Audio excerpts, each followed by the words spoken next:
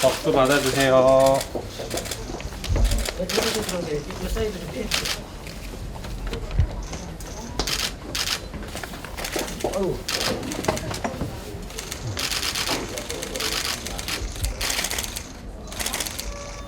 잠깐만요. 좀 올라가세요. 좀만 좀 천천히. 네, 고맙습니다.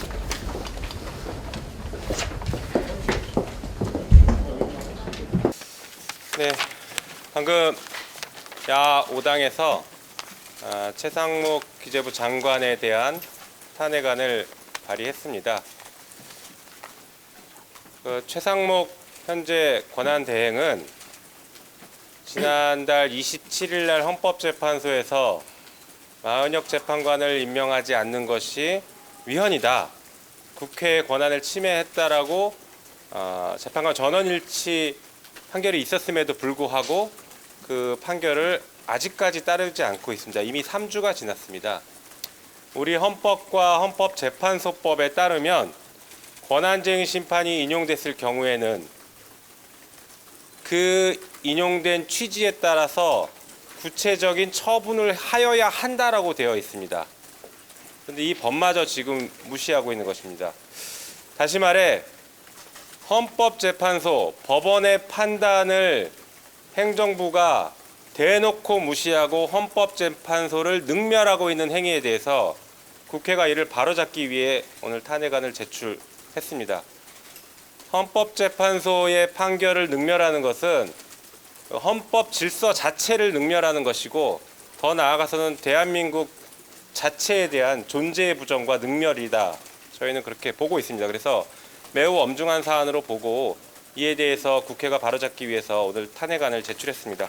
사유를 간단히만 설명드리고 말씀을 좀 다른 분께 넘기겠습니다. 총 4가지 탄핵 사유를 삼았습니다. 첫 번째가 지난 12.3 내란과 관련해서 공범 혐의가 있다라는 것입니다. 잘 아시는 것처럼 지시문건을 받았고 이를 기재부 차관에게 다시 넘겨서 이행을 지시한 것이다라는 의혹이 제기되고 있고, 저희는 그것을 내란의 공범으로 보고 있습니다. 두 번째가 방금 말씀드렸던 가장 중요한 탄핵 사유인 마은혁 재판관을 임명하지 않는 행위입니다. 마은혁 재판관을 임명하지 않는 행위는 2가지로 나눌 수 있습니다.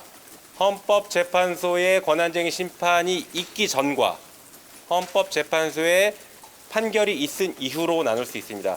둘 다 자기 의무가 발생했지만 헌법재판소 판결 이후에는 헌법재판소법에 따른 처분을 할 의무가 별도로 더 발생했기 때문에 이것은 또 다른 탄핵 사유가 돼서 마은혁 재판관을 임명하지 않는 행위는 2가지 탄핵 사유가 행위가 존재한다, 이렇게 보시면 좋겠습니다. 세 번째가 마용주 대법관을 임명하지 않는 행위도 같은 논리로서 저희가 탄핵 사유로 삼았습니다. 특히 마용주 대법관 같은 경우에는 윤석열 대통령이 국회에 인사청문회 요청서를 보냈습니다. 다시 말해서 직무가 정지되기 전에 윤석열 대통령이 임명할 의지가 있으니 국회에서 동의를 해달라고 요청을 보낸 사람임에도 불구하고 아직도 임명하지 않고 있다는 심각한 문제가 있습니다. 네 번째가 상설특검에 따른 특별검사 임명 의뢰를 하지 않은 행위입니다. 이 역시 지금 최상목 권한대행이 된 이후로 85일째 법에 명확하게 되어 있는 의무를 이행하지 않고 있습니다. 그래서 이 4가지를 저희가 탄핵 사유로 삼았습니다. 반드시 헌법재판소에서 저희가 가결하고 헌법재판소에서도 이 부분은 인용될 것이다라고 저희는 강력하게 생각하고 있습니다. 최상목 권한대행의 위헌 위법한 행위가 많지만 그중에서도 가장 중요한 것은 저는 헌법 수호의 의지가 없다는 점입니다. 왜냐하면 헌법재판소가 설립된 취지는 87년 민주항쟁의 정신을 이어받아서 88년도에 설치가 됐고요. 그 과정에서 국민의 인권과 대한민국 법질서를 제대로 지키기 위해서 상권 분립을 명확히 했거든요. 그래서 대통령이 지명하는 3명, 그리고 추천하는 3명, 국회가 선출하는 3명, 그리고 대법원장이 지명하는 3명, 이렇게 세 요소가 입법부, 사법부, 행정부가 다 추천을 해서 또는 선출을 해서 임명하는 방식인데 국회가 선출한 재판관에 대해서는 대통령이든 그 권한대행이든 임명을 하지 않을 그리고 그 부분에 대해서 평가할 권한이 없습니다. 그래서 국회가 선출하는 그 재판관의 인사청문 자료에도 보면 국회 선출안으로 돼 있어요. 그리고 대통령이 추천하는 몫은 임명 동의 안으로 옵니다. 그러니까 국회가 선출하면 끝인 거예요. 그러니까 임명장을 하는 거는 그 형식적인 절차입니다. 근데 그런 것을 무시하고 임명을 안 했고 그 부분에 대해서 헌법재판소가 임명하지 않는 부분에 대해서 위헌이 다 결정을 했음에도 불구하고 그것을 임명을 이행해야 될 책무가 있음에도 불구하고 아직까지도 임명하지 않는 점은 굉장히 재판소 설립 취지도 안 맞고 대행으로서 헌법 수호 의지가 없다. 이렇게 굉장히 중대한 위헌 사유가 있기 때문에 우리는 야 5당이 공동으로 탄핵 소추안을 냈다라는 거고요. 늦었지만 우리가 국회가 할 일을 오늘 책무를 다하고 있다. 이렇게 말씀드리고 싶습니다. 사실 많이 늦었습니다. 그 점 국민들께 참으로 송구하게 생각합니다. 12.3 윤석열의 친위 쿠데타를 진압한 직후에 윤석열 내란 우두머리를 탄핵함과 동시에 이 내란에 가담했던 혹은 그런 의혹이 있는 책임이 있는 국무위원들을 모두 책임을 물어서 탄핵을 했었어야 됨에도 불구하고 국정의 안정을 위해서 여러 가지 고민들 속에 그러지 않았습니다. 그 결과가 지금 이렇게 내란 세력들, 내란 부역자들이 준동하고 머리를 쳐들고 내란을 지금까지도 선동하고 내란 우두머리를 옹호하고 있는 결과로 나타났다는 점에 대해서 국회의원으로서 많은 깊은 책임감을 느낍니다. 지난 100여일에 가까운 시간 동안 권한대행 최상목이 하지 않은 일들과 한 일들이 있습니다. 근데 이 두 가지가요, 별로 다르지 않습니다. 공통점이 있습니다. 바로 내란 세력 그리고 내란 우두머리 윤석열의 이익에 부합하는 그 목적 하나로 어떤 일은 하지 않고 어떤 일은 했다라는 점을 말씀드립니다. 헌법재판관, 대법관 임명을 하지 않았던 것 역시 내란 수계의 이해관계에 복무하기 위함이었고 수많은 거부권들을 남발하고 있는 것 역시 내란 세력과 내란 수계의 이해관계에 복무하고 있는 것이다. 그것이 동일하다라는 점을 좀 말씀드려야 할 것 같습니다. 늦었지만 지금이라도 여전히 내란 세력에게 충성을 다하고 있는 내란대행 최상목에 대한 탄핵안이 발의되게 되어서 다행이다라는 생각을 하고 또 국민들 앞에 많은 걱정하고 계실 텐데요. 국민들 앞에 당당하게 이 내란 세력의 청산까지 이어가겠다라는 약속을 드리면서 이 최상목에 대한 탄핵 반드시 가결시키겠다는 말씀 드리겠습니다. 네, 이상입니다. 대한민국에서 헌법을 수호해야 될 가장 책임이 큰 최상목 권한대행이 지속적으로 헌법을 파괴하고 있습니다. 그러고도 우리 국민들에게 헌법을 지키라고 이야기할 수 있는 자격이 있는지 의심스럽지 않을 수가 없습니다.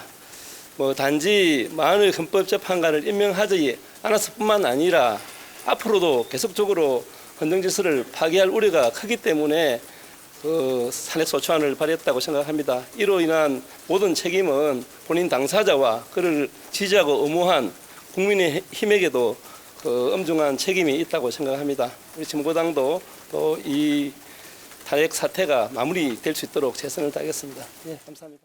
표결은 그럼 언제 들어가는 거죠? 본회의죠. 네, 현재 27일 다음 주 목요일 날 본회의가 예정되어 있기는 한데요. 저희가 이 표결과 관련된 일정은 의장실이랑 상의하고 있습니다. 한덕수 심판을 선고 이전에 이제 완료하실 계획이신지 아니면 물리적으로는 어렵지 않을까요? 아무래도 다음 주 월요일 날 선고이다 보니까. 여당에서는 경제 사령탑을 이렇게 직무정지시키는 것도 경제 마비시키는 건 아닌가 이런 지금 비판이 나왔는데 거기에 대해서 잠깐만 시작하나? 네, 지금 대한민국 경제의 위기를 자초하고 불러온 사람이 오히려 최상목이라고 봅니다. 그래서 경제 사령탑이 아니라 경제를 망쳐왔던 사람이 아닌가 싶고요. 제일 중요한 것은 헌정 질서를 지킨다는 것입니다. 이것은 사실 한 번도 경험해보지 못한 일입니다. 과거 어떤 독재자도 법원의 판결을 대놓고 무시한 적이 없습니다. 법원의 판결을 대놓고 무시하는 최상목은 과거에 어떤 독재자도 하지 않은 짓을 하고 있는 것입니다. 이것에 대해서 헌정 질서를 수호해야 될 국회가 다른 것을 자고 우면할 필요가 없다라고 저희는 생각하고 있습니다. 이 부분을 좀 명확하게 지적하고 말씀드린 것처럼 경제 문제는 최상목이 오히려 더 망치고 있다는 것도 분명하게 말씀드립니다.